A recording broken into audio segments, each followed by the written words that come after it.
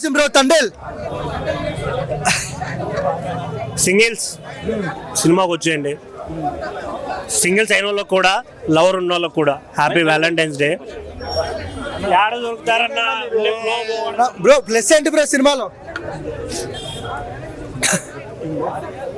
Plus అన్న ఇంకా almost అన్న చెప్పన్నా. తండేల్ నాగ చైతన్య గారి కెరియర్లో ఇక్కడ నుంచి తండేల్ ముందు, తండేల్ తర్వాత అని చెప్పుకుంటారు అనే గట్టి ఫీలింగ్ అనిపించింది నాకు. సో సినిమాలో మెయిన్గా ఏంటి అంటే రియల్గా జరిగిన స్టోరీ కాబట్టి ఈ స్టోరీ ఇలా ఉండాలి, అలా ఉండాలి అని చెప్పే రైట్ లేదు ఎవరికి. సో రియల్ స్టోరీ చాలా రియలిస్టిక్గా ఎగ్జాక్ట్గా వాళ్ళ లైఫ్లో ఏదైతే జరిగిందో దాన్ని మన కళ్ళకు కట్టినట్టు చూపించడం జరిగింది. సో యాక్టింగ్ విషయానికి వస్తే నాగ చైతన్య గారు, సాయి పల్లవి గారు, ఇంకా వాళ్ళ సిస్టర్ క్యారెక్టర్ ఒకరు చేశారు, ఆవిడ చాలా బాగా చేశారు.